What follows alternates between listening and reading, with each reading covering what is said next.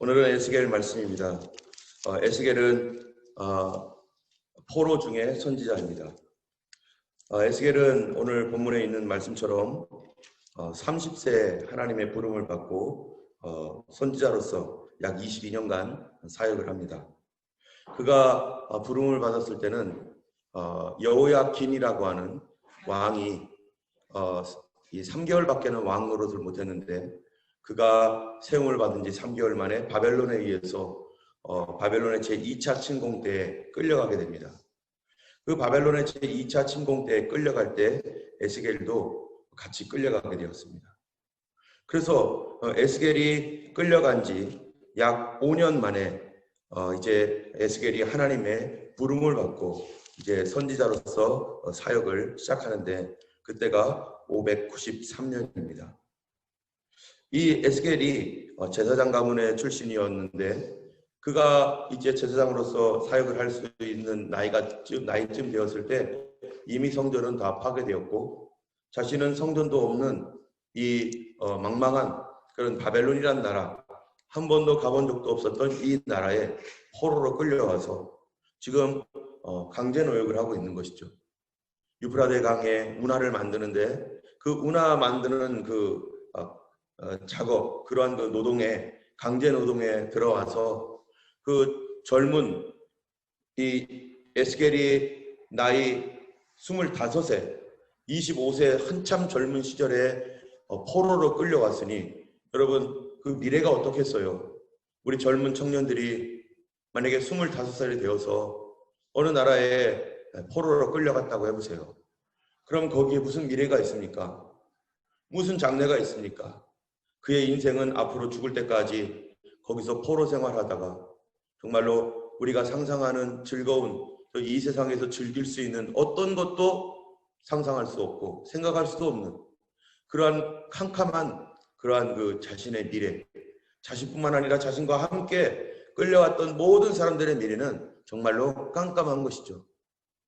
자기가 하나님을 믿었었고, 믿음에도 불구하고 자기는 하나님의 도움을 받지 못하고 이 땅에 끌려와서 이렇게 포로로 죽는구나 라고 하는 생각, 또 이스라엘의 수많은 끌려왔던 사람들, 이런 사람들 정말 그들의 미래에 대하여 암담하고 정말 하늘이 닫혔구나, 우리 하나님은 우리를 버렸구나, 어떤 사람은 우리 하나님은 다른 신에게 졌구나, 우리는 이제 어떻게 살아야 되나 라고 하는 절망 가운데 살아가고 있고, 사람들은 다 집단적으로 다 고개를 숙이며 절망 속에 있는 때입니다. 청년의 시절에 인생에 소망이 없이 살아가고 있는 이 에스겔, 여러분 여기에 우리 청년들 몇몇이 여기 같이 들어와 있는데요, 정말로 여러분 나이에 그렇게 인생이 막혀서 정말 옴짝달싹도 할 수 없을 정도로 꽉 막힌 인생이라고 해보세요. 얼마나 비참하고 한참 꿈을 꿔야 될 그 시기에 아무것도 못하는 노동에 시달리고 있는 이 젊은 청년 에스겔, 5년 동안 강제 노역을 하며 몸은 지칠 대로 지치고 아무 소망 없이 언제 죽을까 하면서 살아가고 절망하고 있었을지 모릅니다. 그런데 이렇게 완전히 닫힌 하늘, 완전히 하나님도 없는 것 같이 살아갔던 그에게 어느 날 1절에 이런 일이 일어난 거죠. 30째 해, 자기가 30세가 되던 때죠. 넷째 달 초닷새 4월 5일 날, 내가 그발강가에 사로잡힌 중에 있을 때 어떤 일이 일어나요? 하늘이 열리며 하나님의 모습이 내게 보였다는 거죠. 절망 가운데 있는 그에게 하늘도 닫혀버렸어요. 인생이 다 닫혀버렸어요. 앞으로 뭐를 어떻게 해야 될지 아무것도 모르겠어요. 그런데 이 땅에서 이제는 돌파할 곳도 없고 어디 나갈 근육도 없는데, 그가 전혀 알지 못했던 곳이 있는데 어디가 열렸어요? 하늘이 열린 거예요. 여러분의 삶 가운데 하늘이 열리기를 주님의 이름으로 축원합니다. 하늘이 열리니까 어떤 것이 보입니까? 하나님과 내가 교제하게 되고, 하나님과 내가 교통하게 되고, 그분을 알게 되고, 그러면서 에스겔이 그 하늘에 하늘의 권능 가운데 임하신 하나님의 그 보좌를 보고, 그리고 에스겔이 이제 사역자로서 그 포로된 그 땅에서 사역자로서 22년 동안 하나님의 말씀을 전하는 뭐를 갖게 되었습니까? 자기는 이제 강제 노역하는 사람이 아니라 이제는 하나님의 사명자로 그 땅에 있게 되는 것입니다. 우리가 이 땅에 있는 모든 자들은 다 하나님 앞에 사명자로, 예수님의 피로 말미암은 사명자로 서게 될 것입니다. 그가 이런 절망 가운데 사명자로 이제 하나님의 은혜를 받는데요. 먼저 자기가 본 것이 있어요. 그거는 뭐냐면 오늘 에스겔서 1장에 보면은 세 가지 환상을 보게 됩니다. 그 세 가지 환상이 첫 번째로는 4절에서 14절까지인데요. 그 첫 번째는 내 생물이 보이는 것이죠. 내 생물이 어떤가? 이 5절에 보면은 그 속에서 내 생물의 형상이 나타나는데 그들의 모양은 이러하니 그들에게 사람의 형상이 있더라. 이 내 생물인데 사람의 형상이 있다는 거예요. 여러분, 사람은 뭡니까? 사람은 인격적인 존재라는 거죠. 여기에 이 내 생물은 인격적인 존재, 이 사람과 같은 인격을 가진 그러한 존재라는 것입니다. 그 인격적인 존재인데 6절에 그들의 각각 내 얼굴과 내 날개가 있고 그들의 다리는 곧은 다리요 그들의 발바닥은 송아지 발바닥 같고 광낸 구리같이 빛나며 그 사방 날개 밑에 각각 사람의 손이 있더라. 그 네 생물의 얼굴과 날개는 이러하니 날개는 다 서로 연하였고 얼굴의 모양은 앞, 뒤, 전후로 이게 넷의 얼굴이고, 이게 전체적으로 보면 어떤 거냐면은 한 몸에 이 내 얼굴을 가진, 분명히 내 얼굴이 있다는 것은 인격이 어떻다는 거예요? 인격이 서로 다르다는 거예요. 우리가 부부는 한 몸 이렇게 말하지만 그러나 인격적으로는 서로 다르잖아요. 우리 가족들은 한 가족 하지만 한 가족이라고 해도 서로 인격이 다른 거잖아요. 그런 것처럼 인격은 서로 다른데 마치 무엇과 같냐? 한 몸 같은 거예요. 한 몸. 우리가 이 하나님의 나라는 우리가 서로 각각 독립된 인격을 가지고 있지만 그러나 어떻게 되어 있습니까? 성령 안에서 하나 되어 있고 사랑으로 하나 되고 서로 자유로움을 갖고 있지만 그렇게 하나됨, 이것이 이 내 생물의 모습인데 이 내 생물은 어떠한 존재인가? 하나님을 가장 가까이서 모시는 생물이라는 것입니다. 이거를 통해서 하나님을 섬기는 우리 성도들의 태도, 하나님께서 이 기름 부으셔서 세운 직분자들, 어떤 사람들이 되어야 된다는 거예요? 하나님을 섬기는 자들이. 바로 서로 다른 독립된 인격으로서의 존중을 받지만 그들이 다 한 마음이 되어서 하나님을 한 마음으로 섬기는 그런 모습인 것입니다. 이 내 생물이 이제 이러한 모습으로 얼굴은 사람이고 한쪽은 독수리, 한쪽은 뭐예요? 소, 이런 모습들은 다 어떤 모습입니까? 각각의 독특한 의미를 가지고 있어요. 하나는 충성스러움, 또 하나는 신속함, 인격적임, 또 유순함, 이런 여러 가지 의미를 가지고 있지만 그거를 다 얘기할 수는 없고요. 그런 가운데 또 이 생물들에게는 바퀴도 있습니다. 바퀴가 있어가지고 바퀴에 눈이 가득해요. 여러분, 이게 뭐 하는 겁니까?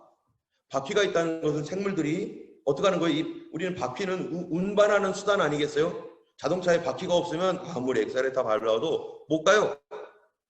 바퀴는 이 생물들을 움직이게 하는 아주 중요한 수단인데 생물들 가운데 영이 있는데 이 생물들은 다 그 영을 따라가는 거예요. 우리는 성령을 쫓아가야 됩니다. 하나님의 영이 그들 가운데 있어서 하나님의 영의 움직임에 따라서 생물이 일제히 함께 가는데 생물이 일제히 움직일 때 어떻게 움직이냐? 바퀴가 함께 움직인다는 거예요. 이 바퀴를 통해서 우리가 얘기하는 것은 온 바퀴에 또 눈이 달려 있다고. 하나님께서 세상을 어떻게 보신다는 겁니까? 일일이 세밀하게 수많은 눈이 있는 것처럼, 여러분 이 땅에 보면 감시 카메라 엄청 많죠? 엄청난 감시 카메라가 있는 것처럼 하나님께서 우리를 일일이 다 보시는 그 눈으로 우리 한 사람 한 사람을 돌보시고, 이게 무슨 말입니까? 지금 이스라엘 백성들, 유다 백성들은요, 바벨론으로 포로되어 왔습니다. 바벨론이 섬기는 신이 마루둑입니다. 마루둑이 대장인 줄 알았는데 지금 에스겔이 보니까 마루둑 보이지도 않아요.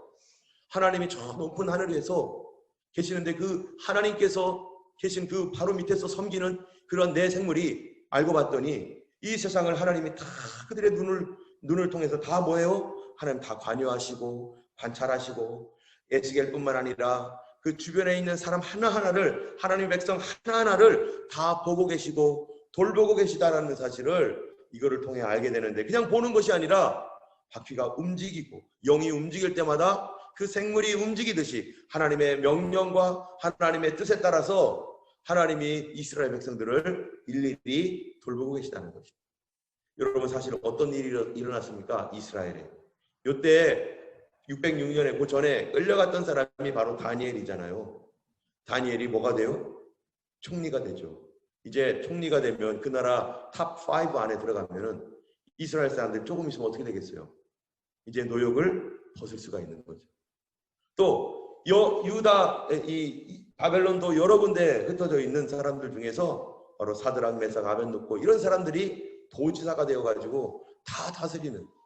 나중에는 에스더라는 사람 바벨론 뒤에 페르시아가 됐을 때 에스더가 왕후가 되잖아요. 하나님께서 그들을 일일이 비록 포로 생활에 있지만 하나님께서 다스리고 계시다. 온 우주와 세상은 하나님이 다스리고 계시고 우리의 앞길이 꽉 막혀 있을 때 우리는 반드시 어디를 봐야 돼요? 어디가 열려야 돼요? 하늘이 열려야 되는 것이죠. 하나님 앞에 나가야 된다는 겁니다. 이 바퀴들이 이렇게 움직여 가는데 그런데 그 생물들이요. 이 어떤 모습이냐면은 이 생물이 날개를 가졌는데 그 날개를 펴서 둘씩 서로 연하여 있고 둘은 몸을 가렸고 이 생물들의 날개가 이 하나는 이 어디 23절에 보면은 이렇게 말합니다. 그 궁창 밑에 생물들의 날개가 서로 향하여 펴 있는데 이 생물의 두 날개로는 몸을 가렸고 저 생물도 두 날개로 몸을 가렸더라. 이 생물들이요 하나님을 섬기는데 하나님 앞에서 자기 몸을 가려요. 여러분 왜 생물들이 자기 몸을 가립니까? 이 생물들이 뭐 하는 겁니까? 하나님을 예배하는 존재입니다. 하나님께 순종하는 존재입니다. 근데 이 생물들이 자기 몸을 가립니다. 왜 그럴까요? 하나님의 눈 앞에서 자기의 부족함을 알기 때문이죠. 여러분 누군가가 나를 꿰뚫어 본다면 나의 부족한 것들을 일일이 다 꿰뚫어 본다면 우리는 어떻게 될 수밖에 없어요? 그거를 겸손하게 할 수밖에 없죠. 그리고 그 사람 앞에 겸손해지니까 자기 자신을 낮추고 가릴 수밖에 없는 거죠.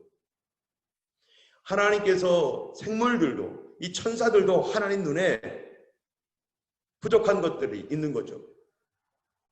그러니까 아무리 완벽한 천사일지라도 자기가 하나님 앞에서 자기 몸을 낮추고 자기를 가릴 수밖에 없는 것이고 그 생물들도 누구를 의지해야 돼요? 하나님을 의지하여 살아가는 거죠. 우리가 믿는 성도로서 하나님 앞에 예배 드릴 때 어떤 자세가 되어야 됩니까? 바로 자기 몸을 가릴 줄 아는 사람이 되어야 돼요. 하나님 저는 죄인입니다. 주님 내가 몰라서 그렇지 내가 얼마나 하나님 보실 때 여기저기 더럽고 추하고 떼어내야 되고 수술해야 되고 그래야 할 것이 얼마나 많습니까? 여러분 우리가 몰라서 그렇지 내 몸에 얼마나 질병이 될 만한 요소가 많아요. 어떤 사람은 감기에 걸려 있지만 어떤 사람은 더 큰 질병에 걸려서 지금 조그맣게 자라고 있을지 우리는 몰라요. 내 몸에서 일어나고 있는데 근데 하나님은 알고 계시다는 거예요. 그래서 우리는 불꽃 같은 눈으로 바라보시는 하나님 내가 나를 볼 때는 죄가 없는 것 같아요. 잘못이 없는 것 같아요. 그런데 하나님의 눈으로 볼 때는 여기저기 시커멓고 더러운 온갖 추악한 것들로 가득 차 있는 우리의 모습을 주님의 눈으로 바라보는 순간 우리는 하나님 앞에 나를 가릴 수밖에 없는 하나님 나는 하나님 볼 수 없어요. 그래서 이사야가 하나님을 봤을 때 곧바로 뭐라고 토합니까? 나는 죄인 중에 거하면서 만군의 왕이신 여호와를 배웠음이라다. 오라 나는 어떻게 할꼬 나는 이제 죽었노라. 난 입술이 부정한 자다 하면서 막 자기의 그 죄가 막 생각나는 거죠. 우리가 예배를 드리는 성도들의 태도는 몸을 가리는 것입니다. 그래서 우리가 그런 차원에서 우리가 예배 복장들이 하나님 앞에 어때야 된다는 거예요. 하나님 앞에 겸손한 복장으로, 하나님을 경외하는 복장으로 우리가 봤을 때 그거 어떤 가이드라인은 뭐 우리가 딱 정하진 않지만 내가 어찌하면 하나님 앞에 겸손하게 나갈까? 이 모습으로 우리가 하나님 앞에 나오고 예배하는 것입니다. 두 날개로 그렇게 자기를 가리고 섬기는데요. 여기 보니까 이런 말씀이 있어요. 26절을 보면요. 26절에 그 머리 위에 있는 궁창 위에 보좌의 형상이 있는데 그 모양이 남보석 같고 그 보좌의 형상 위에 한 형상이 있어 사람의 모양 같더라. 지금 에스겔이 보게 있는 세 가지 환상이 있습니다. 첫 번째는 내 생물이 보여요. 하나님께서 지금 활동하고 계시구나. 하나님께서 지금 우리 민족을 일일이 돌봐주시고 우리를 버리지 아니하시고 이 닫힌 세계에서 하나님께서 우리를 지금 하나님이 우리와 함께 하시는구나. 두 번째 바퀴를 통해서 뭐예요? 하나님이 우리 일일이 돌봐주시며 우리 하나님께서 우리를 잊지 않고 지금도 역사하시고 주님의 천사들을 동원하여서 하나님의 영이 이 땅 가운데 지금도 활동하고 움직이고 그렇게 하고 있구나. 세 번째로는 바로 궁창이 보인 거죠. 궁창을 보니까 그가 궁창을 볼 때 어땠는가? 그가 이 두려움으로 궁창을 보니까 그가 이 하나님의 머리 위에 22절에 보면요. 그 생물의 머리 위에 수정 같은 궁창 형상이 있어 보기에 어때요? 두렵대요.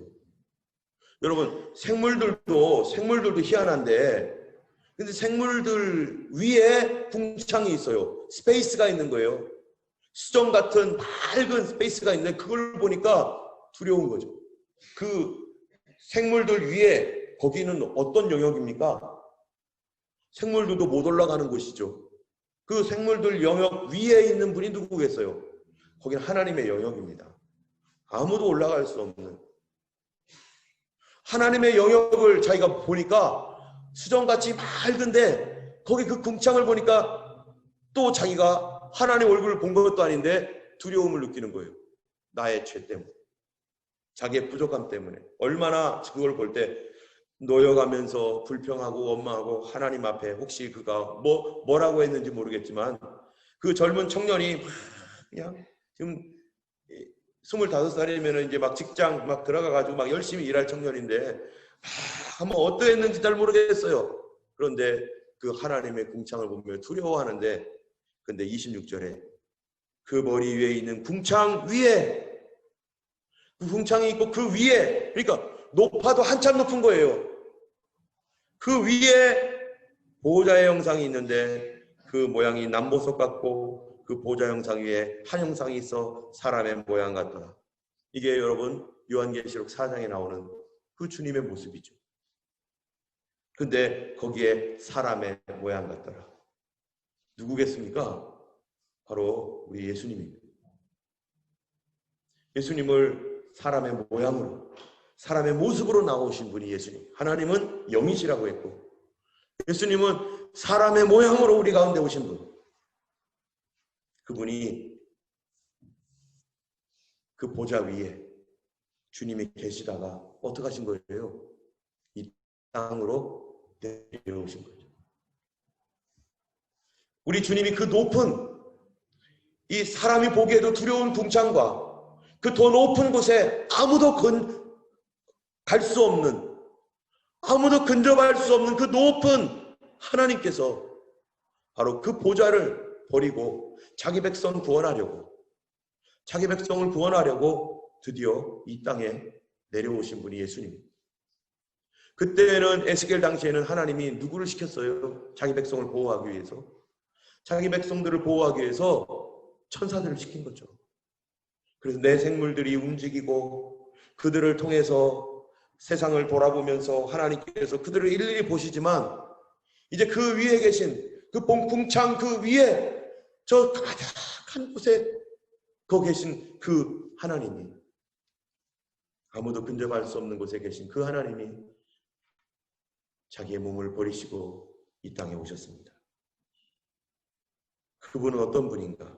27절 그리고 28절 보면요, 이렇게 되어 있습니다. 내가 보니 그 허리 위에 모양은 단쇠 같아서 그 속과 주위가 불 같고, 내가 보니 그 허리 아래 모양도 불 같아서 사방으로 광채가 나고, 그 사방 광채의 모양은 비오는 날 구름에 있는 무지개 같으니 이는 여호와의 영광의 형상의 모양이라. 내가 보고 엎드려 말씀하시는 이의 음성을 들으니라. 그걸 보니까 하나님 앞에 엎드릴 수밖에 없는 겁니다. 우리 주님이 그 모든 보좌를, 그러한 하나님께서 그 보좌를 버리고 나 같은 것 하나 구하시겠다고, 나를 이 죄에서 건져주시겠다고 주님이 값진 피를 흘려주셨습니다. 예수님께서 고난의 쓴 잔을 흘려주셔서 그 위에 계셨던 하나님, 낮은 이곳으로 사람의 모양으로 내려와서 주님이 죽으셨습니다. 이번 한 주간 동안 우리 주님께서 이 땅에 오셔서 십자가를 지시고 그 위에 계셨던 하나님께서 낮은 이곳에 오셔서 고난의 피를 쏟아주시면서 나를 생각하고 나를 계획했고 나를 선택했고, 그 십자가에서 주님이 달려 죽으시고 나를 의롭다 하시기 위하여 다시 주님이 살아나신 것입니다. 우리가 이번 한 주간 예수님의 십자가가 회복되기 원합니다. 나를 위하여 고통당하신 그 예수님의 십자가가 내 마음속에 다시 새겨지고, 그거를 생각할 때마다 내가 얼마나 죄인이며 내가 얼마나 하나님 앞에 참으로 사랑을 받고 있는 존재인지, 우리가 다시 한번 그 십자가의 은혜가 처음 성령 받았을 때 예수님의 십자가를 생각하면 눈물이 흐르고, 그러므로 말미암아 내 마음이 위로를 받고, 나를 위하여 십자가에 중한 고통 당하신 그 예수님 생각할 때마다 그거 생각하면서 그냥 다른 거 없이 그냥 눈물을 흘렸던 그것이 그때가 가장 순수하고 가장 은혜에 충만하고 가장 주님과 동행했던 그 시절인 것입니다. 이 시간 우리가 함께 찬양하면서 주님 앞에 우리가 기도하기 원합니다. 우리 나 위하여 십자가에 중한 고통 받으사, 이게 몇 장인지 모르겠어요. 날 위하여죠. 예, 우리 찬송가 303장입니다. 303장 우리가 함께 찬송하면서요, 주님, 나를 다시 눈물이 있는 사람 되게 해주시고, 날 위하여 고난당하신 예수님 생각할 때마다 내가 눈물을 흘리며 위로받게 해주시고, 오랜 동안 하나님의 위로를 받지 못한 딱딱한 마음, 주님 다시 부드러워져서 다시 처음 믿음 회복하고 다시 살아갈 수 있도록, 우리 스폴전이라고 하는 유명한 목사님, 세계적으로 가장 위대한 설교자, 이 목사님 어느 날 기도하다 나와서 괴로워하면서 하는 말이, 오늘은 십자가를 생각해도 눈물이 흐르지 않는다 하면서 너무 고통스러워했다는 것. 우리도 예수님의 십자가 생각하면서 이제 다시 그 믿음을 회복하는 우리가 되기를 원합니다. 함께 이 찬양 드리겠습니다. 303장입니다.